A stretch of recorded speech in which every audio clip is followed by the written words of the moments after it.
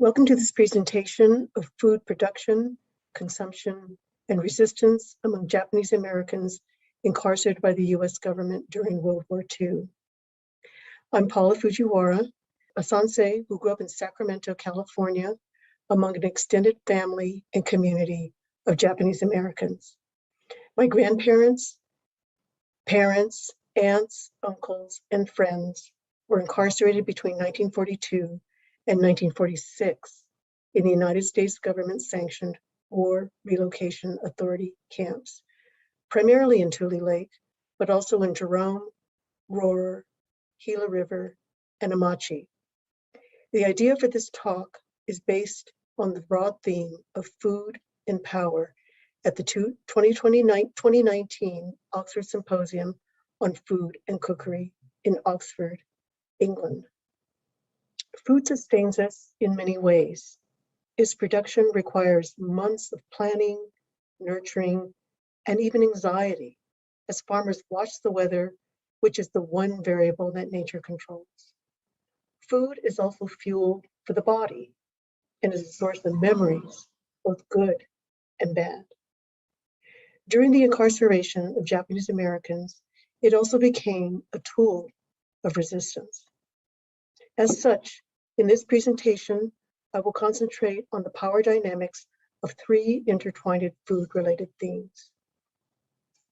First, that between the inmates of the War Relocation Authority camps in charge of incarcerating the Japanese Americans. Second, the breakdown of the family structure. And third, the tension among the pro-American Japanese and those whose upbringing favored a more Japanese consensus style of interaction. The research and interviews I performed for this paper highlighted and deepened my understanding of the trauma of these years on the Japanese American psyche and some of my family's culinary origin story, which is similar to many other incarcerees and includes Spam, corned beef hash, and shoyu weenies. Although this is about the dynamics of food production and consumption in the camps, I hope I can convey to you some of the context that predated the incarceration regarding this shameful era in American history. I will be using the now accepted wording of detention centers and concentration camps, incarceration camps, rather than the euphemistic assembly centers and internment or relocation camps, in line with the Civil Liberties Public Education Fund. This is in no way meant to undermine the experience of the Holocaust survivors and their families.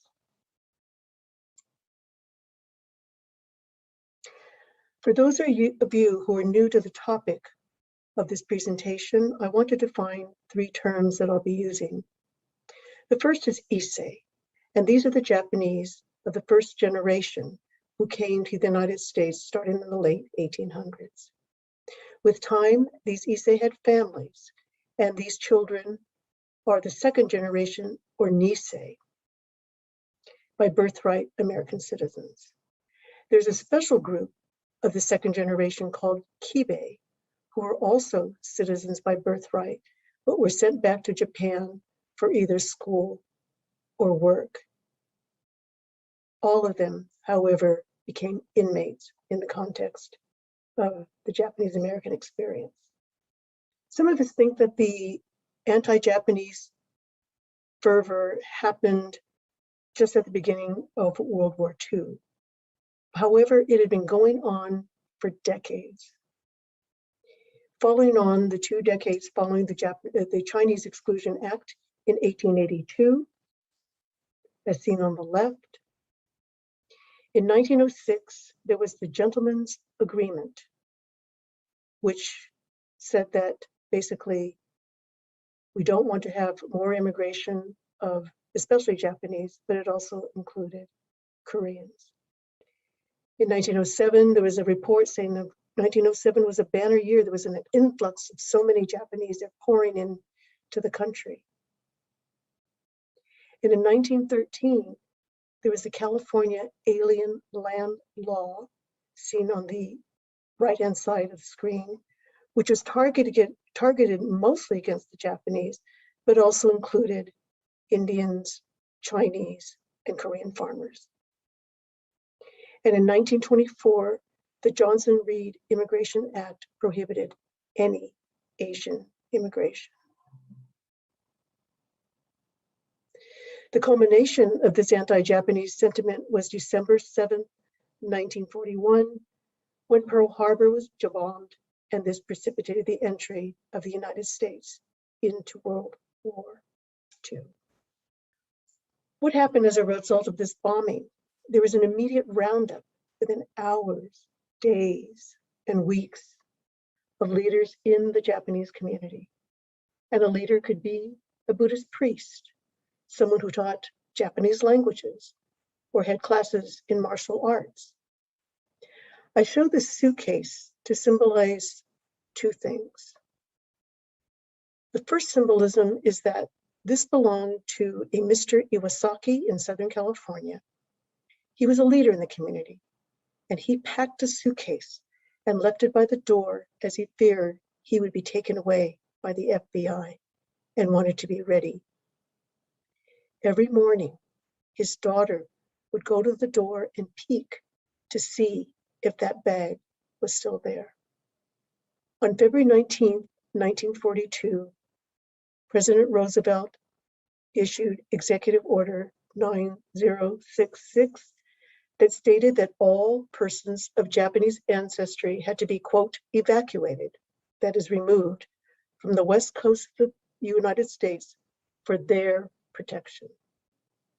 By April 1st, there were notices, as seen on the left, in all Japanese American communities for removal within a few weeks to detention centers, euphemistically called assembly centers, often horse racing tracks or fairgrounds where they were housed in the stalls themselves. Homes, businesses, farms had to be sold quickly, pets were abandoned. Photo documentation was coordinated by the US government, and these two pictures on the right were taken by the great photographer Dorothea Lange, and many of whose photos were impounded by the US government during the war. And the other symbolism of this suitcase is, if you read any interviews, you listen to them, people said the same thing. We could take only what we could carry. By the end of April 1942, the government started to move 120,000 people from the West Coast. 10 concentration camps were built in remote areas of the country: Idaho, Wyoming, Colorado, Utah, 2 in Arkansas, 2 in Arizona, and actually 2 in California, despite being in the exclusion zone. These were Tule Lake and Manzanar, which I will discuss in detail in this presentation. People were moved in trains, and buses, told to keep the shades down. They were accompanied by soldiers. 2/3 of them were American citizens. 1/3 of them were children. Let's move into the issue of the power dynamics under the War Relocation Authority. These camps held anywhere from 8 to 18,000 people. They were poorly insulated barracks organized into blocks. Barracks had no plumbing, meaning communal laundry, bathing, toiletry, meals were in separate buildings. And in this picture in the back, you can see the gardens alongside the barracks. They were run by white administrators who had their own section of the camp with better housing. These administrators set up work schemes with a low pay of $12 to $19 a month, with skilled professionals getting the top pay. But it was still less than soldiers, and these same wages were applied to teens and adults. They were set to be run like a typical, quote, American town, with community councils, but the power dynamics were such that only American citizens could apply, which meant basically the younger Nisei, who basically started to usurp the power of their parents. They were also given a false sense of control, as ultimately the WWII administrator had veto power. In the upper right-hand corner is a picture of one of the community councils in action in a photo taken by the photographer Ansel Adams. One issue that was very controversial was the issue of issuance of a loyalty questionnaire, and questions 27 and 28 about the willingness of men to serve in the armed forces, wherever ordered, and also to swear unqualified allegiance and forswear allegiance to the Japanese emperor. And this caused an enormous amount of controversy, which I'll discuss later on in this presentation. In terms of the production of food as planned by the War Relocation Authority, let's go back to the history of farming among the Japanese. Japanese immigration, as I stated earlier, started in the late 1880s after the Chinese were excluded by the Exclusion Act of 1882. However, work still needed to be done. The type of work that the Chinese were doing still needed to be done. The Japanese started to come in. And by 1908, the Japanese dominated agriculture. In 1940, with 2% of the land, they cultivated 30% of the food crops. This engendered jealousy among the white farmers. The Issei, as non-citizens, because of the alien land law, could not own land. They used American citizen children, white friends, and associations to obtain access. These were not big farms. For example, in the upper left-hand corner, you see a typical farm, strawberries was the crop here, and this strawberry growing was basically controlled by the Japanese. In the inset to the upper left-hand photo, you see a soldier who was sent home on furlough to help his mother, who was a strawberry grower, to get ready to be detained. And this happened in Florin, California, just outside of Sacramento. Tule Lake was deemed to be, from the beginning, an agricultural project. The land was fertile, and in August of 1942, just a couple of months after the camps opened, crops had been planted, and the extensive crucial knowledge of the farmers was utilized. Those who had worked to run successful farms were relegated to field labor of $16 a month, as seen in the lower left-hand corner. The camps were designed to be self-sufficient in growing their own food, and Tule Lake was deliberately set up to sell to other camps and also on the open market. Ironically, incarcerees were used to rescue potato and beet crops in other states as white farmers were joining the war effort as soldiers.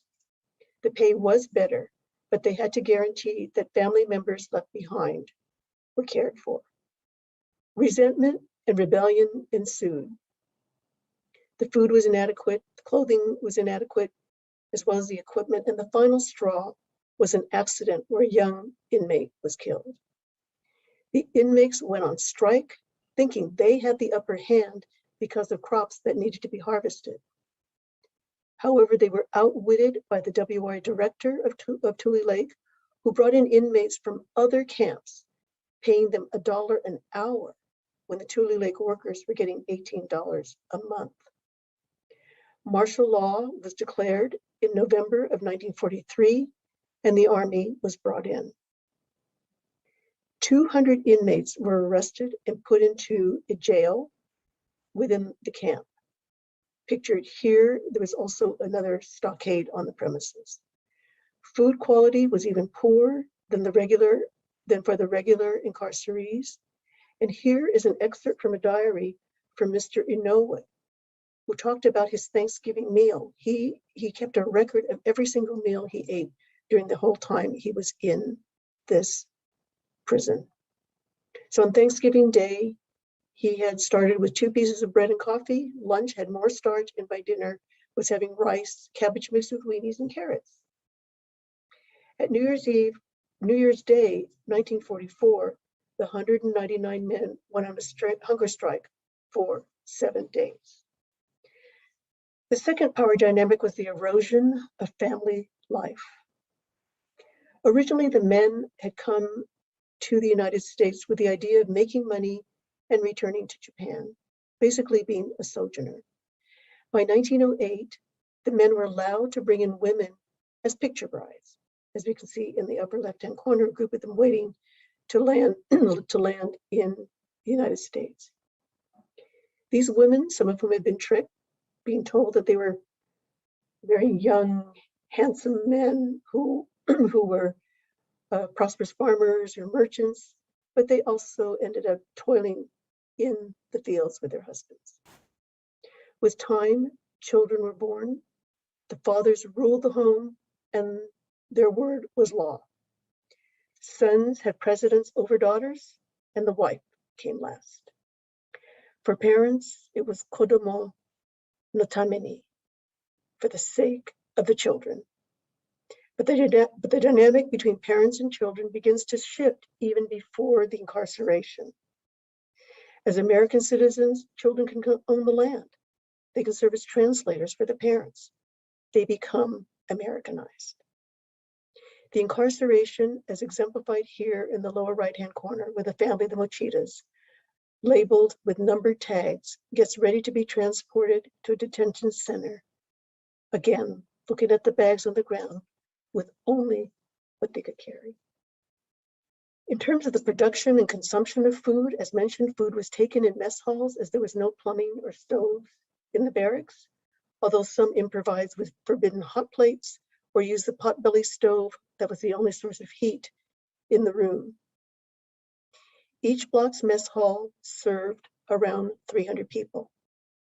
The activity became institutionalized.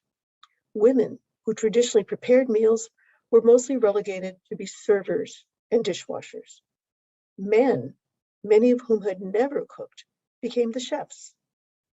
Following the WRA controlled menu of ration food set at 45 cents per day per person, although with time and the production of crops and meat, the amount sometimes decreased. In one unanticipated way, women became, quote, liberated, unquote, from some of their traditional roles and had a bit more leisure time or could work for the small amount of money allocated to jobs. Lines were long, food often not palatable. A WR official talked about edible offal, OFFAL, which was called by inmates as awful edibles. Between meals, these mess halls were used for other activities, dances, special events, films, church services, and during the fall and winter of 1943, discussions and debates on the loyalty questionnaires. Here are some typical scenes. On the upper left-hand corner, the concept of the family meal broke down. You can see these teenagers and men eating with their friends. Same thing in the lower left-hand corner, mother with the children, the men in the background eating by themselves. Conditions were crowded. Artists also painted scenes of camp life. This is one by Mr. Henry Sugimoto. And the point here is that you see some of the things you see in the photographs, but also if you can note the signs in the back. No second helpings, and milk only for children and the sick. Food was rationed as it was for all of the United States. In the upper left-hand corner, we see a coupon, rationing coupon of one of the inmates.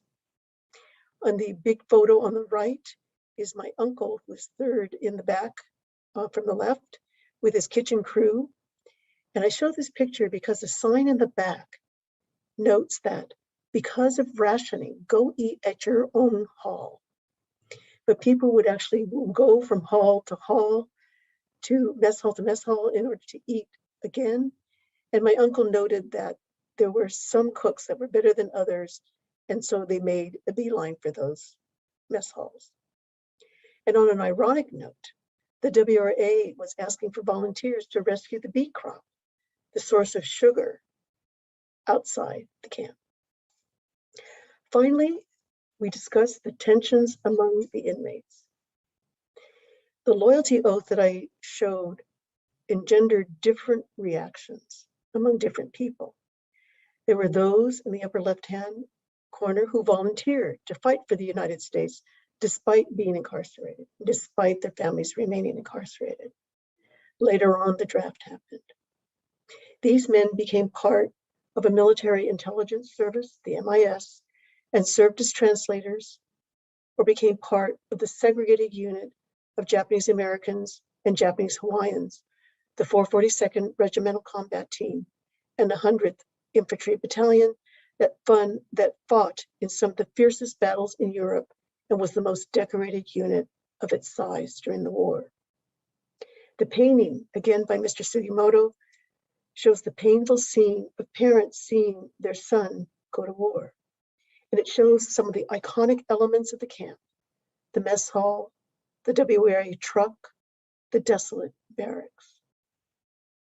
Some actually became draft resistors, notably the Hart Mountain, Wyoming trial of 63 so-called no-no boys for answering the negative to the two key questions of the loyalty oath, which could be answered yes, yes, yes, no, no, yes, or no, no. They were all convicted with 3 years of imprisonment. Later, President Truman pardoned all draft resistors, including these men. Some people were very pro-Japan and had been moved to Tule Lake Segregation Center in the middle of the war. They demonstrated while in camp and elected to go back to Japan.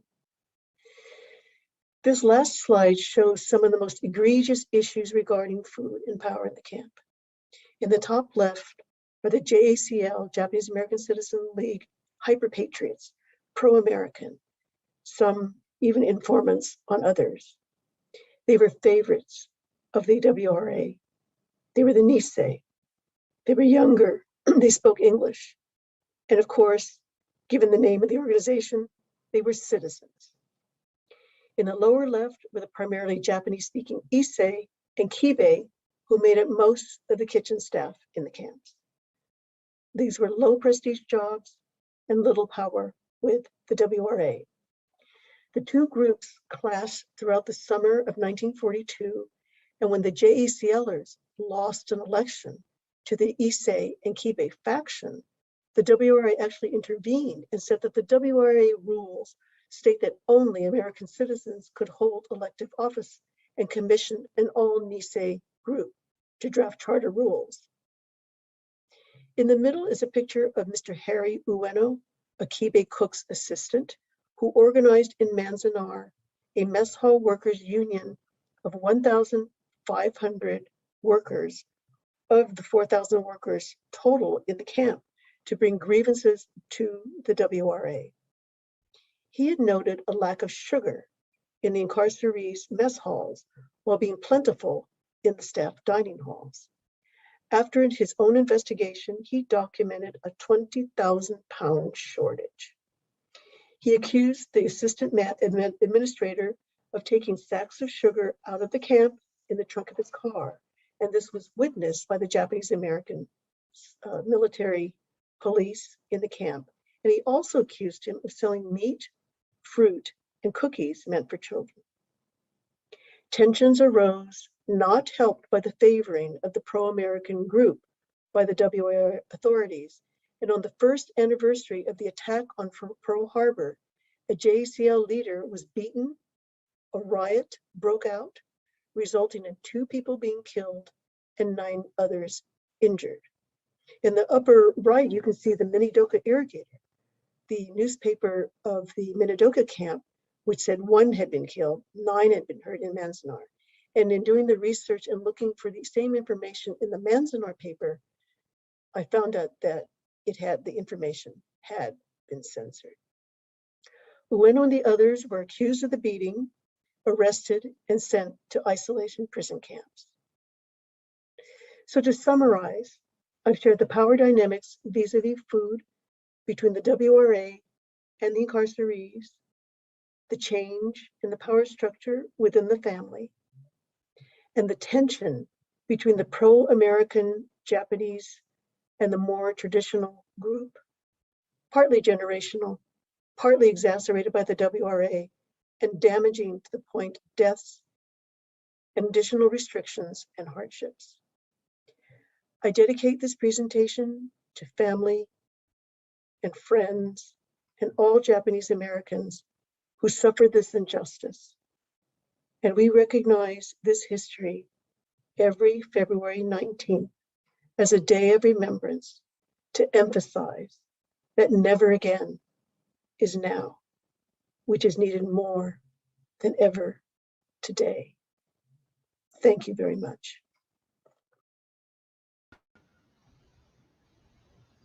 Hey. Hello, everyone. So welcome. My name is Haruka Radobush. I am on the steering committee of this year's Tadaima program, and I am also the senior programs manager at the Japanese Cultural and Community Center of Northern California, based in San Francisco's Japantown. And we're so glad to have you with us today for our Q&A for today's session.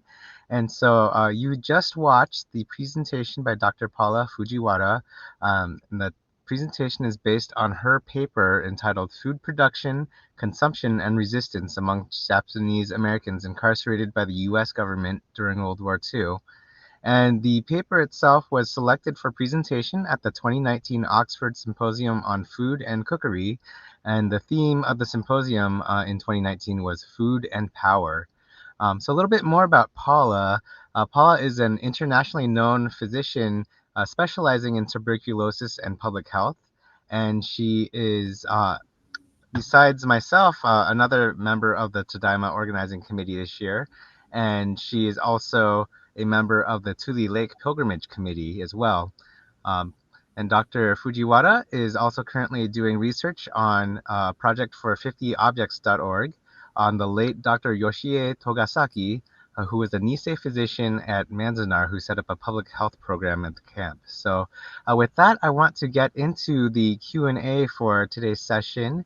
And we'll start off by asking Dr. Fujiwara, could you just give us a little bit more background about yourself and how you got connected to this topic of food production in the camps?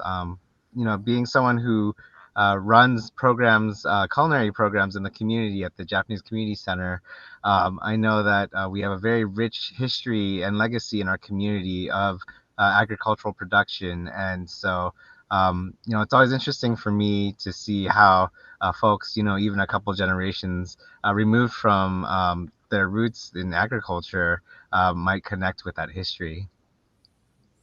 Well, thank you, Haruka. And I have to say that you kind of said it all. But the point is about the food history is that I'm interested in food history per se.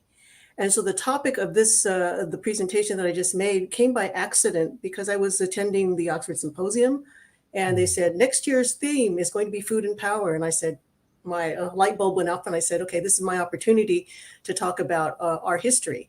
So that's the reason. Basically, in food, I'm interested in the Victorian and Edwardian area and etiquette books. So this has nothing to do with my usual interest in food. Let's see. So one of the things that really struck me when hearing your presentation, but also when I first learned about the actual food production that went on in the camp, was just the scale of it. I was, completely unaware, and I think one of the first experiences I had where I came, or was exposed to this aspect of our camp history was when I went to the Japanese American Museum in San Jose, and they had an exhibit, and they talked about the production at Gila River in particular. But one of the things that came to mind that I wondered about the food production in the camps is how that was all planned out, right? Was that something that was completely set by the military, or how did they choose what crops were grown at the camps? And was a lot of it dependent on like the expertise and the knowledge and the ingenuity of the JA farmers? Well, thank you, Haruka. That's a complex question. Several elements to it. I just found out that the first administrators of the WRA were actually from the United States Department of Agriculture. So from the very beginning, the idea was that the camps were going to be self-contained. They were supposed to produce their own food. So that was why that was set up. Now, in terms of where the camps were held, some of them were in very fertile land, some of them not so fertile. For example, Tule Lake was considered an agricultural project from the beginning. So that's it. And then you also mentioned Gila River and the San Jose Museum. That was the biggest producer of food in the of all of the camps. So the issue was self production, selling if you could. Some of it was on the parallel market, and so that's the history of the food being developed, food production being developed in the camps. Great. Thanks, Paula. So at this point, I do want to remind folks in the audience who are watching us live also that you can answer your questions for Dr. Fujiwara in the comments as well, and we'll do our best to incorporate them into the Q&A.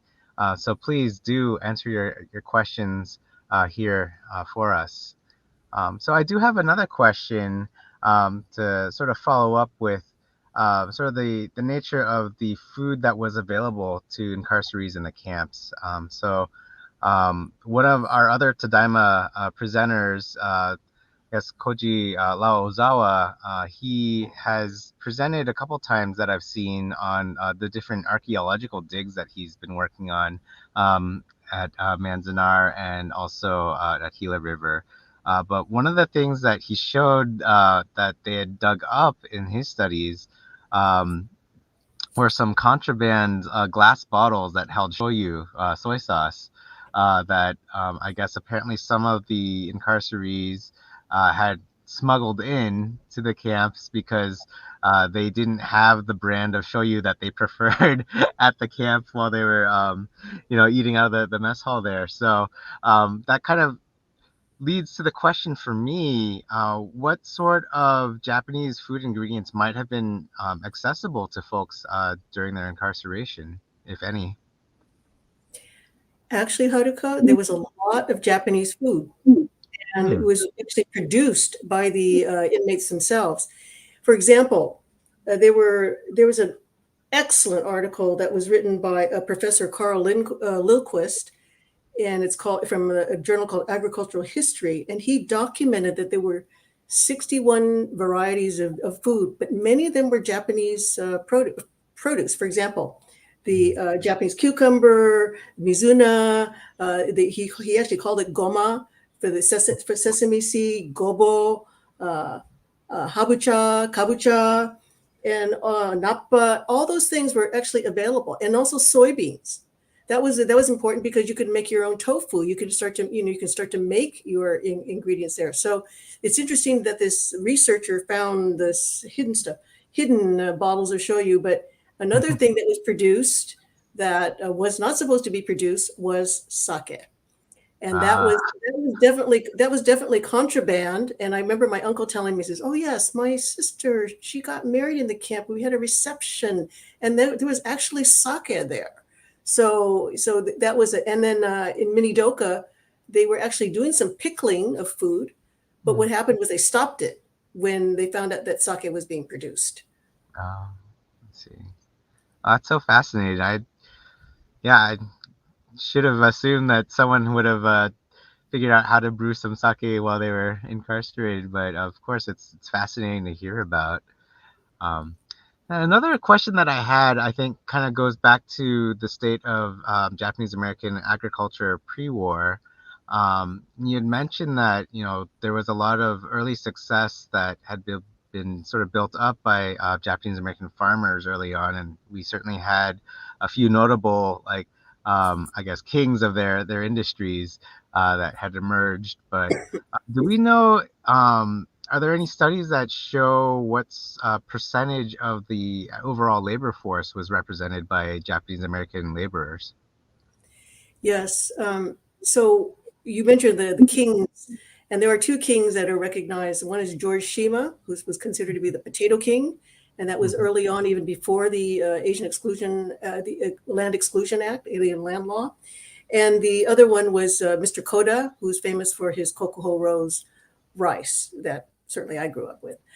The issue of how many agricultural workers, remember, there are only about 120,000 Japanese in the country at that time. And 36,000 of them were actually involved in agriculture. Now remember Wow. that the Japanese only controlled 2% of the land, but they produce, as I said in my talk, about 30% of the crops. Now, okay, 36,000 seems a lot of people, but we have to remember that the agricultural system in that country around that same time was 36 million farmers. So what we're talking about is 0.1% of the farming people were actually Japanese. I think Hmm. there's a question I can see.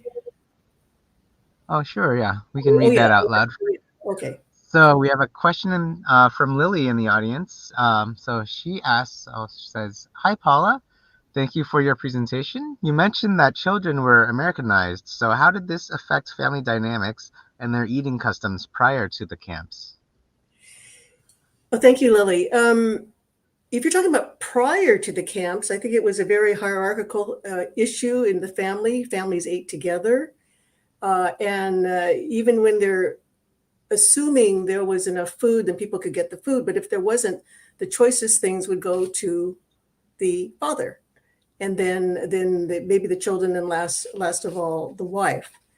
So the dynamic before the war was to have family-centric meals, which, as I pointed out in this talk, became not so common during the war. That's great. So I think I have a related question to that then, and that you mentioned in your presentation that so the dynamics of the nuclear family sort of suffered a little bit because in the camps people were having fewer meals together as family units, and were eating in the mess halls more like with their peer groups and with their friends. But um, do you think that there were sort of long-lasting effects that were like even generational that resulted from sort of that breakdown in family structure through the mealtime? That's a hard question to answer because I don't have all the data. I can only go from some of my own personal experience. Obviously, in my family, we all ate together, and Mm-hmm. in my family, it was like if my mother said we're having this meal, this is what we're having. You don't have a choice. I've noticed that today it seems like kids have more of a choice about what they want to eat. But the other thing is, if we think about the Japanese American experience afterwards, there are a lot of like food festivals. There are a lot of times, like for example, food cookbook community cookbooks. So this Mm-hmm. whole issue of food is still very, I think, important. I grew up in a Presbyterian church, a Japanese Presbyterian church, and the theme of the church is called food, faith, and fellowship. So Mm-hmm. food is still an important part, and we'd have a festival festival every year where food was cooked, and our the church is very famous for its teriyaki sauce with the secret sauce, and no one can have the recipe, although it is still sold. So in terms of the larger question of what happened in terms of the dynamics within the family around food, I don't know the answer. I don't know if there's something in your own family that would address this issue. Mm-hmm. Right. And it looks like we have a question from Ken in the audience. So Ken says, those are the Puyallup Assembly Center slash Minidoka uh, camp. I remember eating beef tongue. So the beef tongue actually had the taste bud still intact. So were the inmates at the camps eating surplus byproducts as part of what was on offer to them? Yes, I mentioned that comment about the edible offal, OFFAL, versus the offal edibles, and I think that when you read any account, I've never heard anyone say the food was wonderful. No, it was not good at all, and there was a lot of stuff about they talked about weenies, green food. You know, the meat had turned green. There was even I read something about fish. Fish was even available, but there Hmm. were maggots in it. You know, things like that. So Yes, they did have the supply issue. The other thing is that in the first one, at the detention centers, I think the food was really bad because the authorities didn't understand the Japanese palate, the need for rice, et cetera, and putting jello on rice or peaches on those kinds of things, and seeing rice as a sweet issue versus a not our basic food. So that was something that, so yes, the authorities did put have byproducts put in, and also the other thing is that there were rumors that the people in the camps were getting steaks and everything like that. No, that was not true. And every month, the camp authorities had to send to Washington, D.C. their proposed menu for the following month to get it approved and to make sure it stayed within the allocation of 45 cents per day per person. Yeah, and that also brings to mind for me some recollections and anecdotes from incarcerees talking about having developed certain aversions to foods because of having to eat them in the camps as well. So I'm sure some of you out there have family members that have similar stories. All right, but we have another question. This one is from Sylvia. How did the food that was produced get allocated? Was it possible for incarcerees to eat the produce they were producing? Or why only 45 cents per day per person? Well, thank you, Sylvia, for the question. If you could keep, if Kimiko, if you could keep it up, it's because there are three parts of it. Yeah. So how did the food get allocated is an important question. The camps were made to be self-sufficient, but those that made extra food were able to ship it around to the other camps and also on the open market. And sometimes it was actually on the parallel market, meaning they weren't supposed to do that because they had promised the farmers in the area they wouldn't do it, but that would happen. So yes, the whole idea was for the incarcerees to eat the produce and other foods that they were producing. The other question is why 45 cents per day per person? This was a requirement from the War Relocation Authority, and this amount was actually supposed to be less than what a soldier got. So a soldier got 50 cents. I think it was 50 cents a day rather than 45 cents a day per person. So this had to be under that, just as the pay scale for the work had to be under what a GI got. So that's why it was 45 cents. However, there was some cheating going on, and they got to as low as maybe 31 cents per day per person. So there were complaints about that. Let's see. We have a question from Kimiko. And so her question is, how nutritious was the food in the camps? Were there any lasting health effects that those who were small children or babies in the camp experienced as a result of the nutrition there? Well, as I've read some accounts, I said no one starved. Again, Kimiko, if you could leave the question up, that would be helpful. So no one starved. So was it nutritious?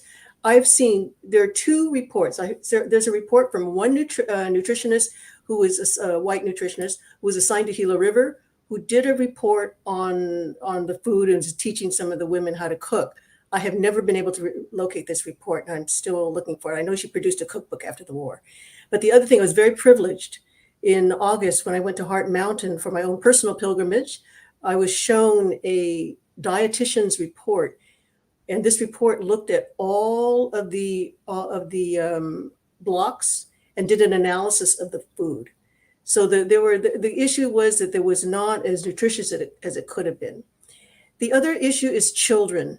And that was an issue because babies, there was not enough milk. So, and if you also had special needs, if you were diabetic or you had high blood pressure or whatever like that, they were special diets, but sometimes they were not able to be provided. So yes, they did try to prioritize the milk for the children, but sometimes there just wasn't enough. Let's see. It looks like we have an additional question from Michelle. And Michelle's question is, can you draw any parallels between food production and consumption in the camps with other incarcerated populations? This is an excellent question, because if you let's think about it this way. These camps were prisons, and there's a whole history in America of using prisons to actually provide their own food. If you think of, there's a prison in Louisiana called Angola, one of the most difficult prisons in the world. Another one, Parchman in Mississippi. These are prison camps, and the whole idea is that inmates have to provide their own food. So yes, this absolutely has a relationship to other incarcerated populations around the country, and it still goes. It today, I don't know if what's going on around that, but certainly historically, going back to the Civil War, using prisoners to provide their own food. Right. So certainly if folks have any additional questions for Dr. Fujiwara, please enter them in the comments and we'll see if we can answer them for you. If not, I do have a question from myself, and that is, following having done this research and your paper for the symposium, are there other aspects of food production in the camps that the paper didn't address that you still would like to do further research on?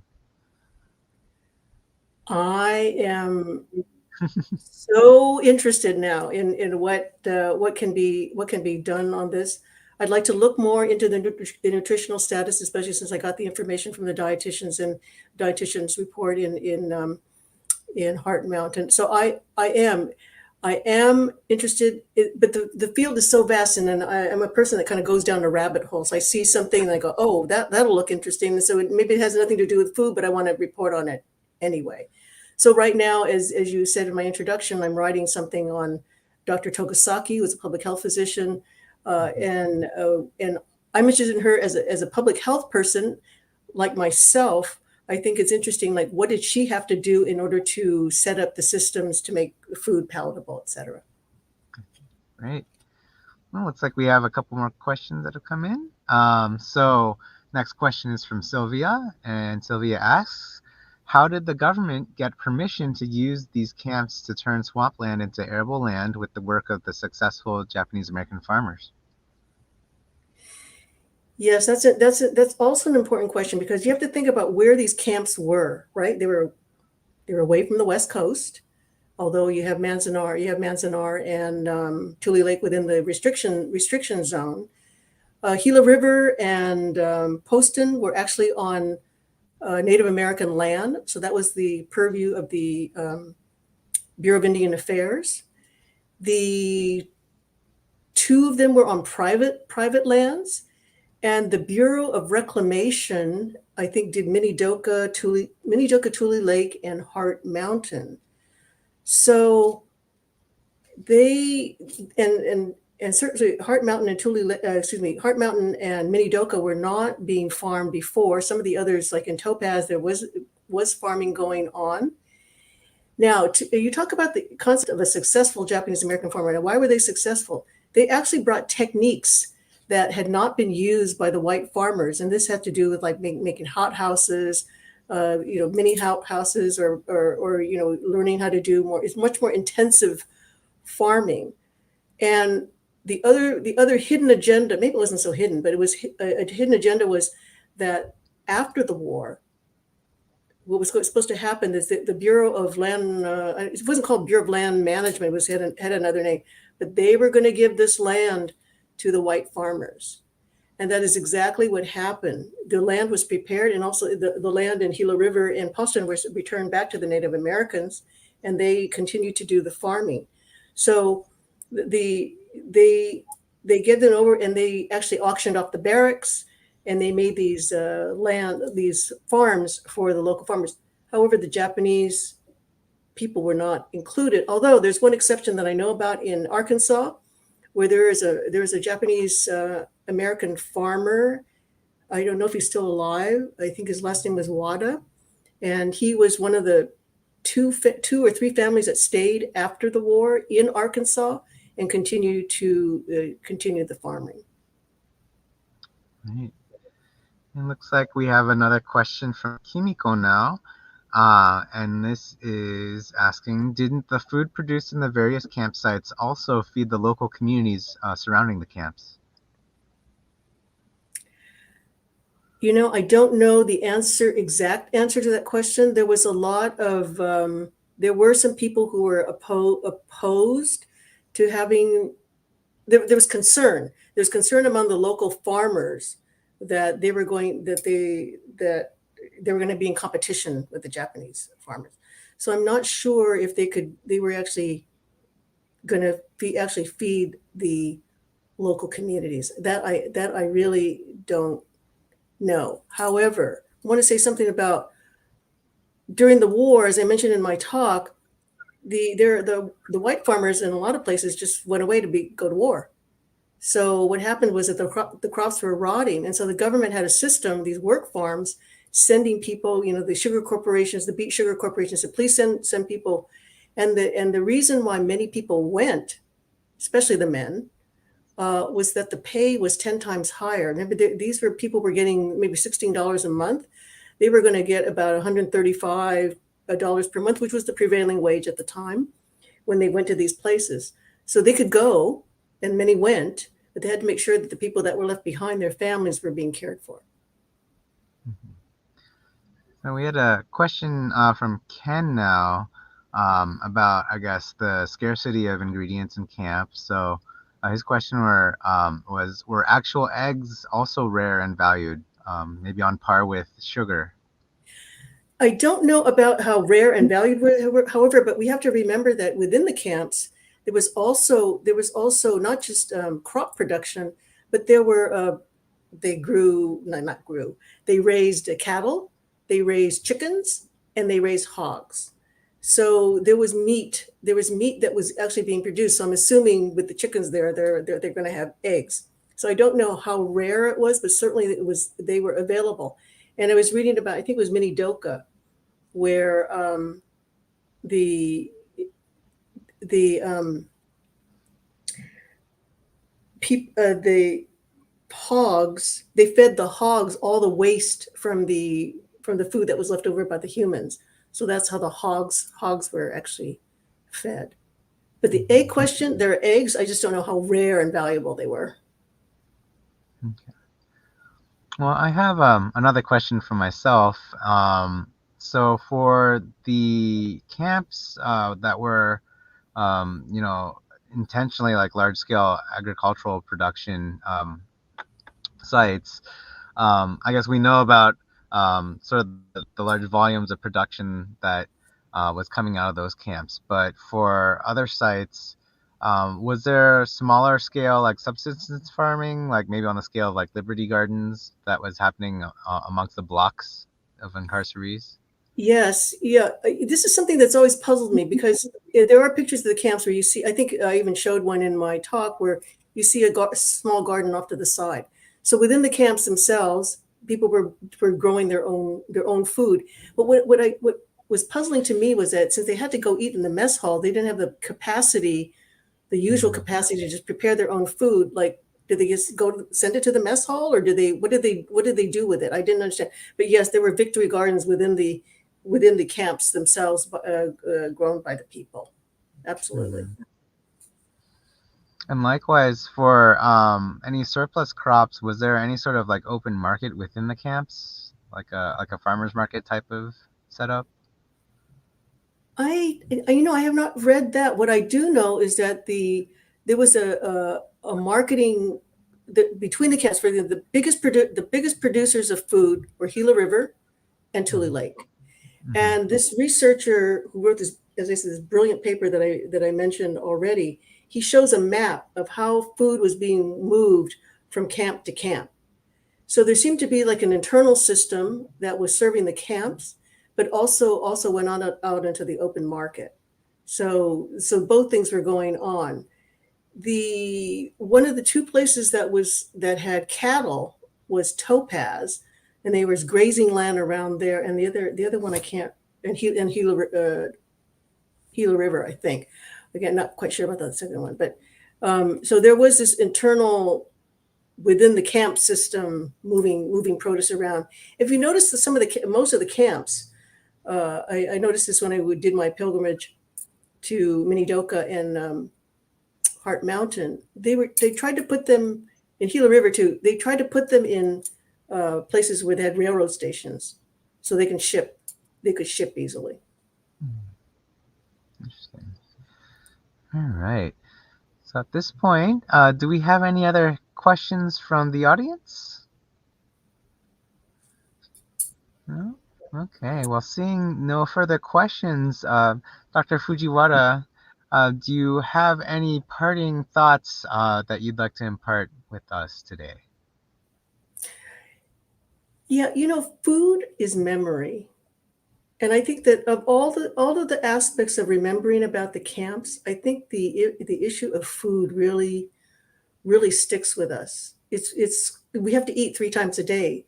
So I noticed that when we talk about when we talk to other JAs, they're always, they talk about the food, what they didn't like in the camps, but also the foods that we still treasure from our history. So I think that's important. I noticed that my mother just passed away in December, and before I never cooked Japanese food. I cooked, Italian and Chinese and everything else. But after she passed away, I started to cook Japanese food because it was a way of, remembering her. And I have to say, kind of tastes like mom's. So That's wonderful. Well, it looks like we do have one last question. If we can take a moment to answer that. So Sylvia asks, to what degree was the conflict between the resistors and the incarcerees evident as far as actual fighting? I can't tell you the amount, but certainly there was a lot of tension, especially in, well, you saw what happened in Manzanar. But the other thing is that what happened in the segregation center when Tule Lake became a segregation center in the middle of the war, and the tensions between the inmates. And I was just reading. My father was a renunciant, and I was just going through the records of Wayne Collins the other day, and looking, and people were saying I didn't want to give up, my citizenship. But what happened was I was being pressured by these people that were really pro Japan. So I got all confused, and I just decided to renounce. So there are stories like that. So in terms of actual fighting, I'm sure it existed, but there was conflict, and even until pretty recently, the people that were in Tule Lake that were the renunciants, the no people, there were times when they were shunned. So this is a sad history, and I think it was only in Salt Lake City's JCL meeting in 2019 where there was some forgiveness of the resistors. Mhm. Right. Well, thank you, Paula. I think with that, then we can bring today's program to a close. We really appreciate your expertise that you shared with us and all the insights from your research for your paper. And certainly, I learned so much more about aspects of our food production and our legacy of agriculture in our community. So, thank you so much for joining us today. And we hope the rest of you also learned a lot and continue to check out our other Tadaima programs today. So if you'd like to see the full schedule, we still have a couple more weeks of programs. If you go to www.jampilgrimages/Tadaima2021. So again, on behalf of the Tadaima Organizing Committee, thanks for being with us today and take care. Thank you, Haruka.